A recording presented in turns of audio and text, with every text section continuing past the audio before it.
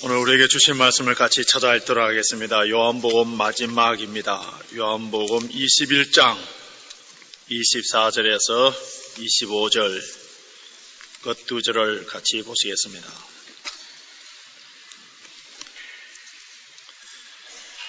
신약성경 185페이지 요한복음 21장 24절 25절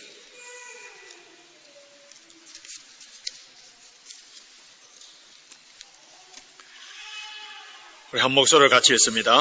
이 일을 증거하고 이 일을 기록한 제자가 이 사람이라. 우리는 그의 증거가 참인 줄 아노라.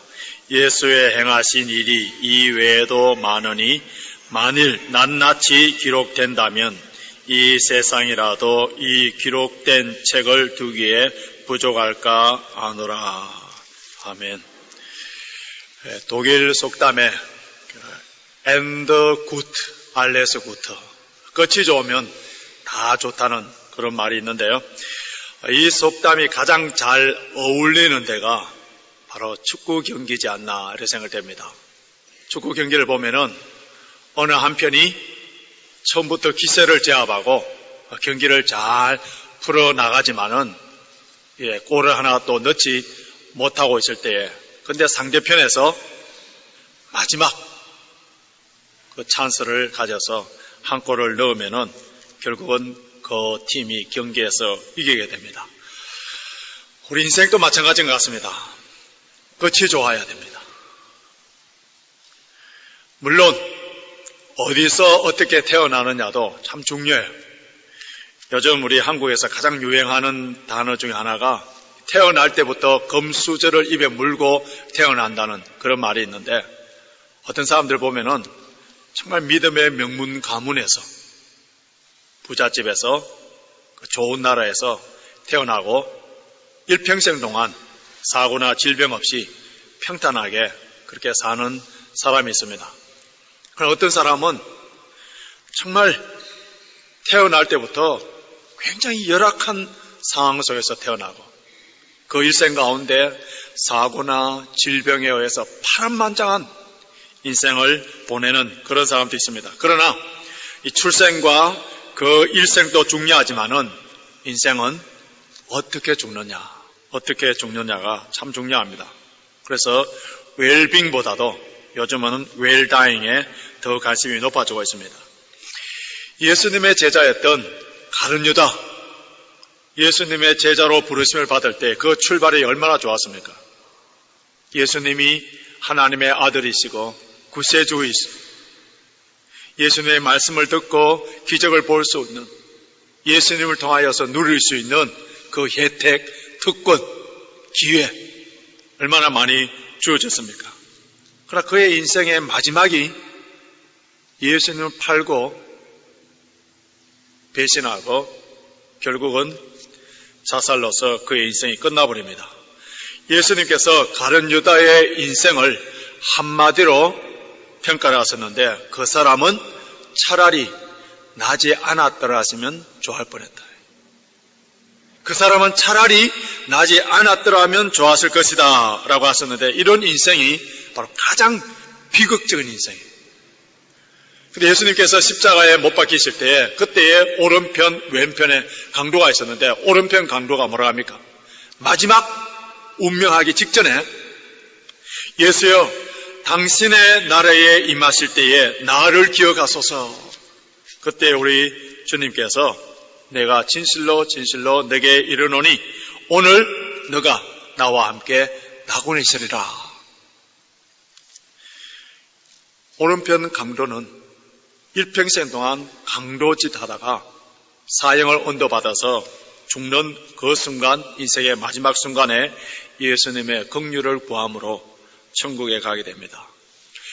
And good, alles gut라는 이 독일 속담처럼 어떤 죽음을 맞이할 것인가?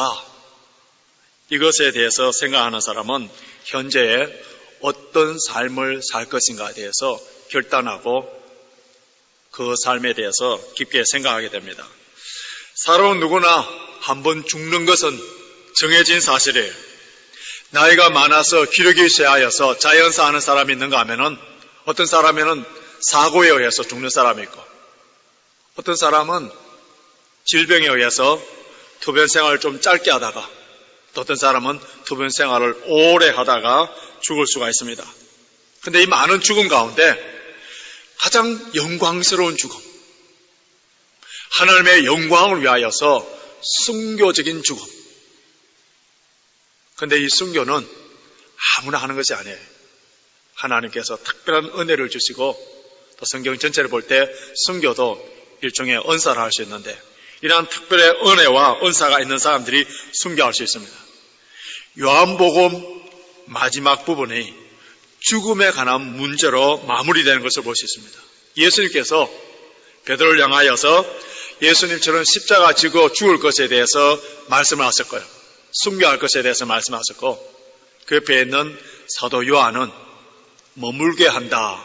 머물게 한다는 말은 죽지 아니하고 남는 것이 아니라 오래 살도록 해준다는 거예요. 베드로처럼 빨리 순교당하지 아니하고 오래 살도록 해주겠다고 말씀했습니다. 자, 이것을 볼 때에 우리 인간이 태어나고 죽는 것이 우리가 결정하는 것이 아니라 전적인 하나님의 주권하에 있다는 것을 알 수가 있습니다. 베드로는 일찍 순교당함으로 말미암아 하나님께 영광을 돌리지만은 요한은 어떤 다른 문헌들을 참조해 보면은 90세 이상 넘도록 살아남습니다. 그런데 사도 요한이 살아남는 기간 동안에 무엇을 하였는지, 베드로는 일찍 순교를 당했지만은 사도 요한은 살아남아 있는 기간 동안에 무엇을 하였는지를 오늘 본문을 통해서 알 수 있는데요. 무엇을 하였습니까? 다시 본문을 보시면서 줄치면서 한번 따라와 보시기 바랍니다. 24절, 이 일을 증거하고 증거 줄쳐놓으세요. 이 일을 기록한 기록에 줄쳐놓으시고요.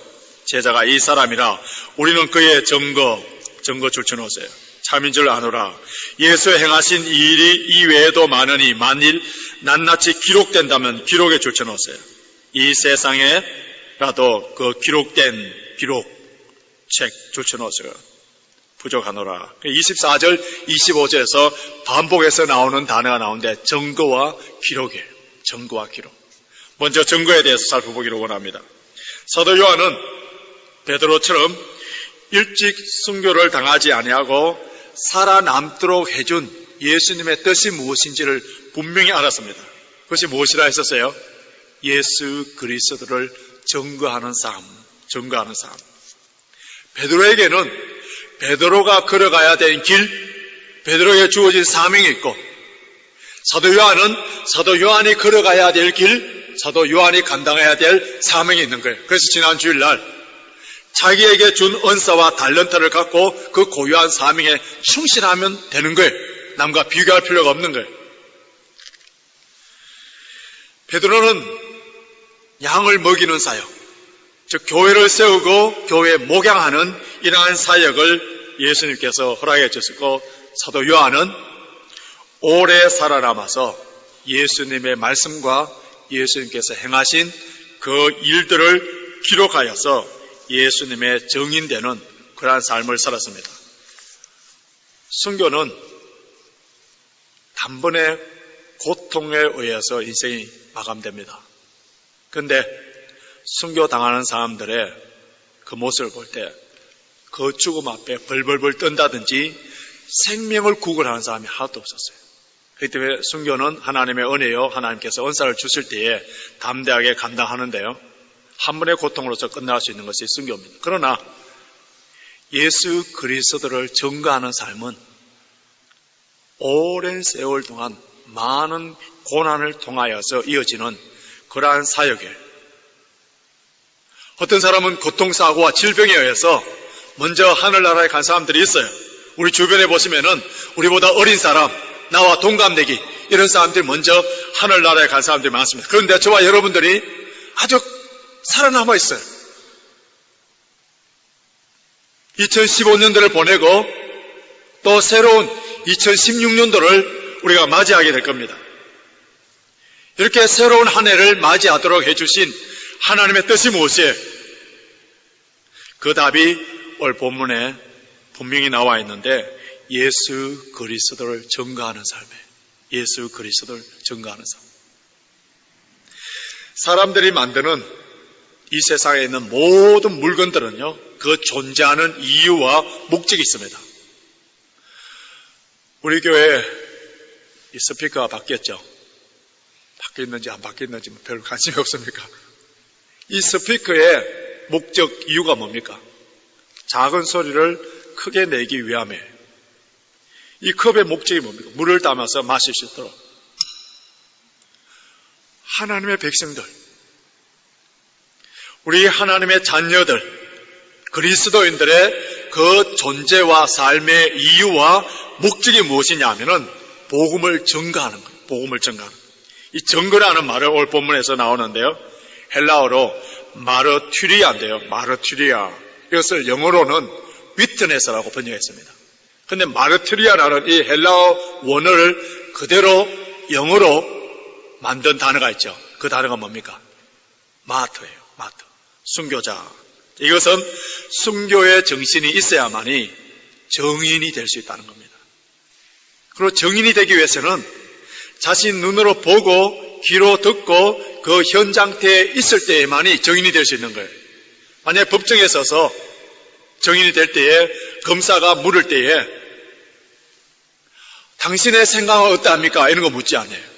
당신은 보았습니까? 당신은 들었습니까? 그러므로 경험이 없는 그 현장에 없었던 사람들은 정인이 될 수 없어요. 복음의 정인이 되기 위해서는 가장 중요한 것은 나의 경험적인 신앙이에요. 그럼 어떤 논리의 이론적인 그런 것이 필요한 것이 아니라 보았다, 들었다는 그 목격자적인 경험이 필요합니다. 사도 요한은 자신이 기록하여서 전하는 이 증거가 오늘 보면 참이라 있었어요. 그 이유가 무엇이냐면은 사도 요한이 또 다른 성경을 적었는데 요한 1서 1장 1절에서 이렇게 밝혀놓고 있습니다. 태초부터 있는 생명의 말씀에 관하여는 우리가 들은 바요, 눈으로 본 바요, 자세히 보고 우리 손으로 만진 바라. 여기서 태초부터 있는 생명의 말씀이 뭡니까? 요한복음 1장 1절에 보시면요, 태초에 말씀이 계시니라 했는데 이것이 1장 14절에 와서는 말씀이 육신이 되어 우리 가운데 거하심에, 말씀이 육신이 되어 우리 가운데 거하심에 우리가 그 영광을 보니 아버지의 독생자의 영광이요 은혜와 진리가 충만하더라. 말씀이 육신이 되어서 이 땅에 오신 그 사건이 크리스마스 성탄절이지 않습니까? 사도 요한은 예수님을 손으로 만지고 눈으로 보고 경험한 그 경험을 전하기 때문에 이 증언이 참이다 이야기했습니다. 그렇다면은 우리는 사도 요한처럼 눈으로, 육신의 눈으로 예수님을 보지 못했고요, 예수님의 음성을, 육성의 그 음성을 귀로 듣지 못했고, 예수님과 함께 갈릴리 바다에 거닐지도 않았는데 어떻게 예수님의 증인이 될 수 있습니까? 예수님의 부활에 대해서, 육신적인 그 부활에 대해서 의심했던 도마에게 예수님이 나타나셔서 예수님의 그 손자국, 창자국을 보여주면서 만지라 하시면서, 그때 도마에게 예수님께서 뭐라고 말씀했습니까? 너는 나를 본 거로 믿느냐? 보지 못하고 믿는 자들이 복되도다. 보지 않고 믿는 자들이 복되도다.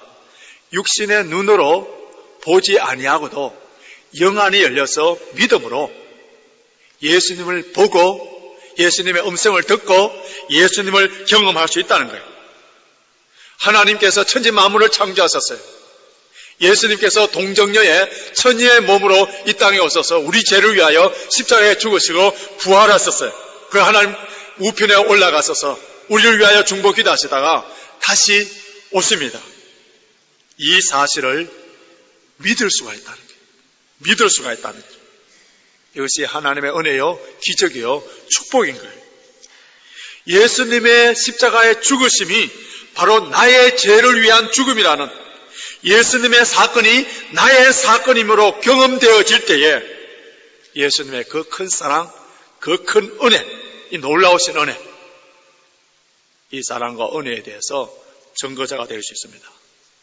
예수님을 증거하는 방법은 아주 다양할 수가 있는데요. 그런데 사도 요한은 예수님을 증거하기 위해서 어떤 방법을 사용했습니까? 다시 우리 24절을 보시기 바랍니다. 이 일을 증거하고 이 일을 기록한 제자가 요한이 무엇을 기록했다 했습니까? 25절 보시면은 예수의 행하신 일. 이 요한복음을 보시면은 마태, 마가, 누가 공간복음과 달리요. 이 요한복음은 요한복음을 기록한 목적을 뚜렷하게 밝혀놓고 있습니다.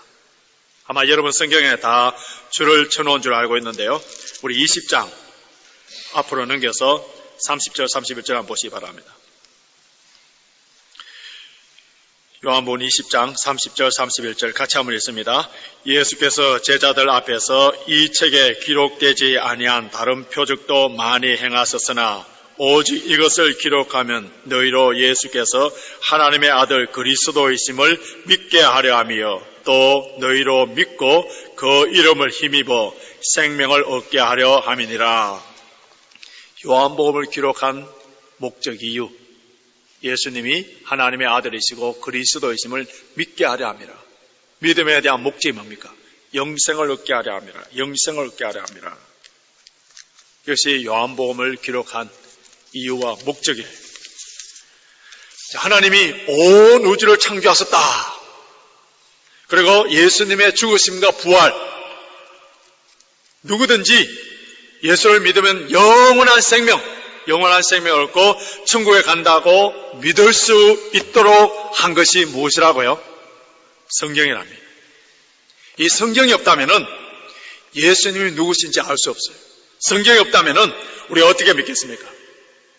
우리 예수님께서 겟세마네 동산에서 기도하실 때에 이렇게 기도하셨어요. 나는 아버지께서 내게 주신 말씀들을 그들에게 주어사오며 그들은 이것을 받고 내가 아버지께로부터 나온 줄을 참으로 아오며 아버지께서 나를 보내신 줄도 믿어사옵나이다. 하나님 아버지께로부터 받은 말씀을 예수님께서는 제자들에게 주셨어요. 그 제자들은 믿었습니다. 그리고 그 생명의 말씀을 전했었어요. 말씀을 받은 사람들 속에는, 그 심령 속에는 뭐가 있습니까? 생명이 있는 거예요. 구원이 있는 거예요. 말씀을 받은 그 심령 속에는 빛이 있는 거예요. 진리가 있는 거예요. 그럼 말씀이 없는 사람에는 생명이 없습니다. 그 심령 속에 말씀이 없는 사람은 생명의 역사가 일어나지 아니하기 때문에 생명을 전할 수가 없는 거예요. 말씀이 있는 교회, 생명이 있는 교회, 말씀이 있는 크리스찬, 생명이 있는 크리스찬들은 생명을 전할 수밖에 없습니다. 요한복음 마지막 구절이 무엇으로 언급하고 끝납니까? 말씀으로 기록한 책, 성경을 언급하고 있습니다. 우리가 돌아가야 될 것이 어딘지 아세요? 성경이에요. 하나님의 말씀이에요. 우리 교회가 다시 기본으로 돌아가자 할 때에 그 기본이 무엇입니까? 말씀으로 다시 돌아가야 돼요. 제자 훈련을 해보고 구역 성경 공부를 인도해보면서 참 성도들이 성경을 읽지 않는다는 것을 많이 느낍니다. 일주일 내내 성경 한 구절도 보지 아니하는 그런 사람들이 있어요. 성경은 영의 양식이라 했습니다. 영의 양식. 영의 양식이라는 것을 다 알고 있지만은 이걸 먹지 않으니까 영혼이 성장하지 않는 거예요. 영원하지도 아니하고 죽어서 화장해버리면은 한 줌에 jet밖에 되지 아니하는 이 육신을 위하여서는 하루 세 끼 꼬박꼬박 챙겨 드시고, 그것도 모자라서 간식 드시고 커피 마시고 아이스크림 먹고, 그래서 살이 쪄서 운동을 하여서 살 빼려고 야단인데 정말 먹어야 되는 하나님의 말씀을 먹지 않으니까 영혼이 병이 들어서 그 영혼이 병이 들어서 그 병든 영혼을 통하여서 무슨 말씀의 증거자가 되죠. 자기 몸 하나도 자기 하나 영혼도 가누지 못하면서 어떻게 생명의 말씀을 전할 수 있겠습니까? 우리 주변에 사업에 성공하고 스포츠나 예술 방면에 성공한 탁월한 그러한 전문가들의 삶을 분석해 보면요, 이런 사람들은 보통 평범한 사람들처럼 먹을 거 다 먹고 잘 거 다 자고 놀 거 다 놀면서 그렇게 성공한 사람들이 없어요. 정신력이 얼마나 강한지 모릅니다. 정신으로 탁 무장되어서 분명한 목표의식을 가지고 아무리 어려움과 역경이 있다 하더라도 그 문제를 뚫고 나가는 그런 최선을 다하는 그러한 사람들이 성공하는 것을 보게 됩니다. 우리 영적인 세계도 마찬가지예요. 우리 영혼이 강하게 훈련이 돼야 돼요. 말씀과 기도로 훈련되지 아니하면 성령 충만한 사람이 될 수가 없습니다. 영성이 깊고 하나님과 친밀하고 주님의 몸된 교회를 든든하게 세워나가고 하나님의 나라를 위하여서 하나님의 영광을 위하여서 분명한 목적이 있는 사람, 분명한 목적이 있는 사람, 이런 사람들은 자신의 영혼을 끊임없이 말씀과 기도로 훈련시킵니다. 말씀과 기도의 훈련이 게을러지거나 멈추게 될 때에 그때에 우리 신앙생활에는 힘이 없어져요. 능력이 없어져요. 이 일에는 게을리하지 않고 이 일에는 절대로 양보할 수 없는 거예요. 우리의 생명이 다하는 그날까지 더 강하게 철저하게 훈련을 시켜나가야 됩니다. 사도 요한은 자신이 기록한 성경을 어떻게 평가하고 있습니까? 다시 25절 한번 보시기 바랍니다. 예수의 행하신 일이 이외에도 많으니 만일 낱낱이 기록된다면 이 세상이라도 이 기록된 책을 두기에 부족할 줄 아노라. 예수님의 행하신 일이 너무 많은 거예요. 자, 이것을 다 책에 기록할 수 없다는 겁니다.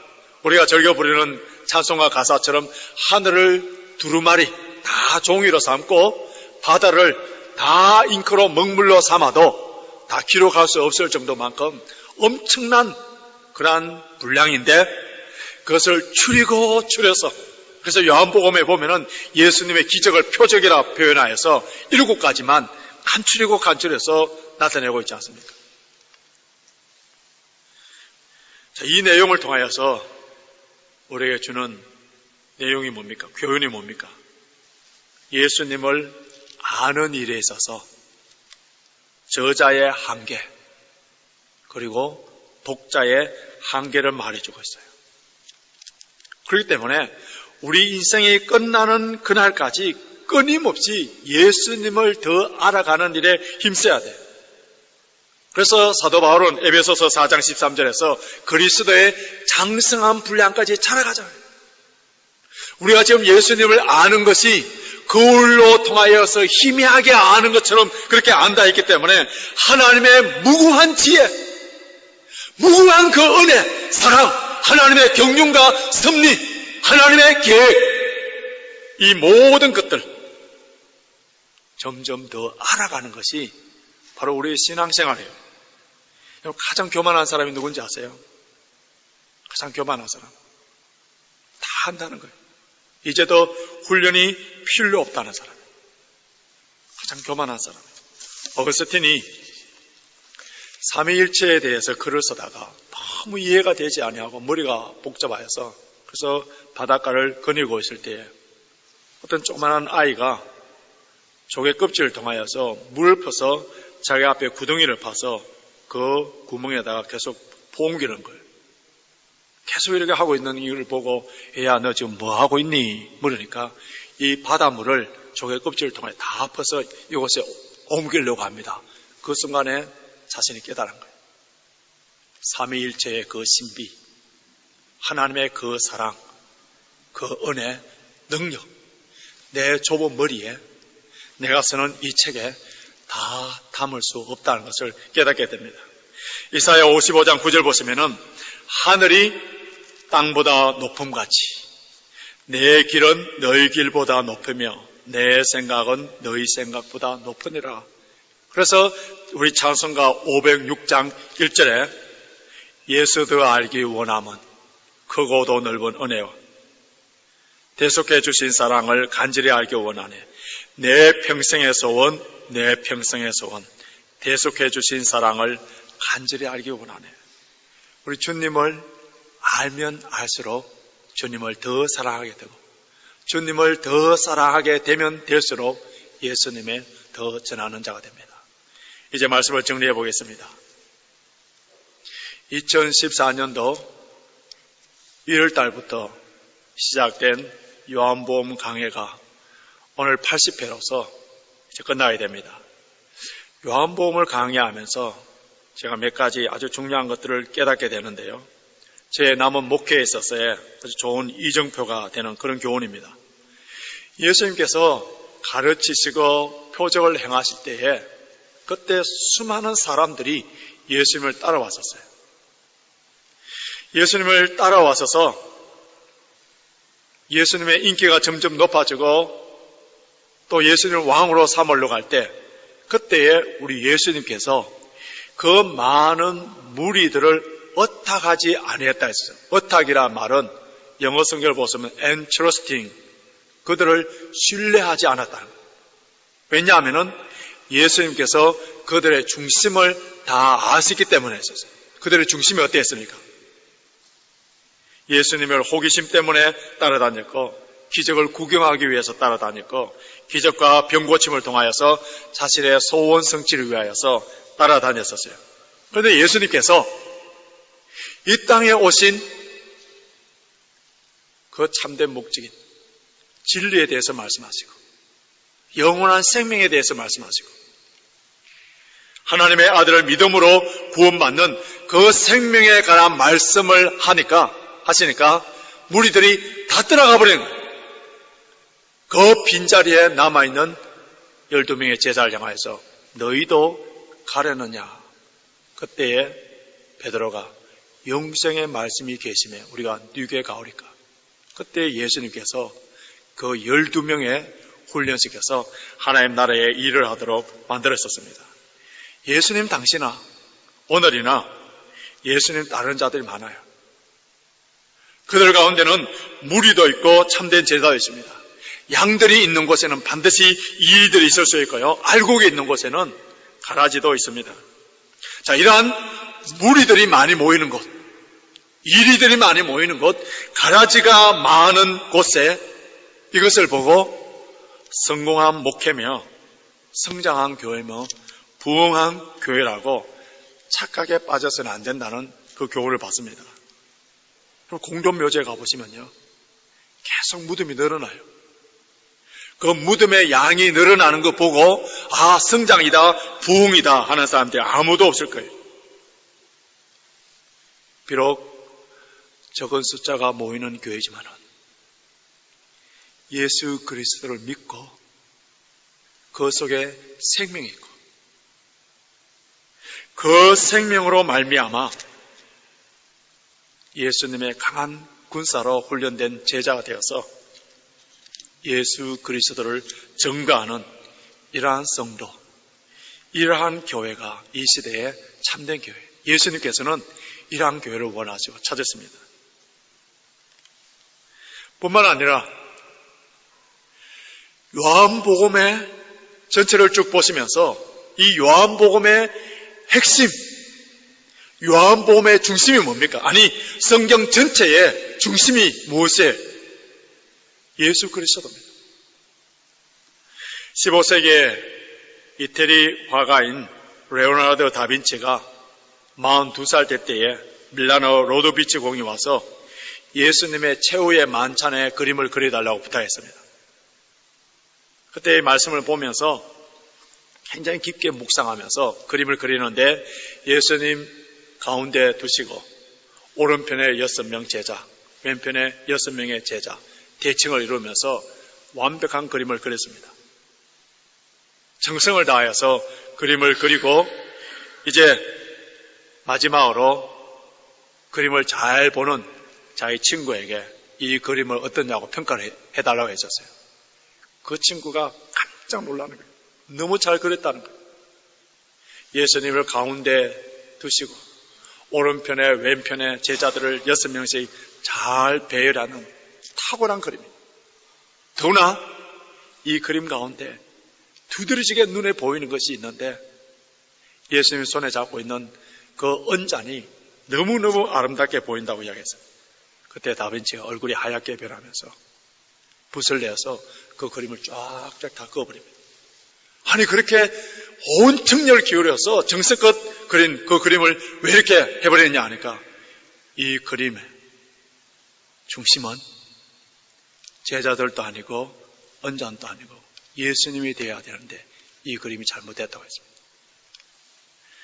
최후의 만찬의 중심은 제자도 아니고 은잔도 아니라 예수님이 중심이 되어야 되는 것처럼 설교의, 교회의, 저와 여러분의 삶의 중심에 예수님이 되어야 돼요.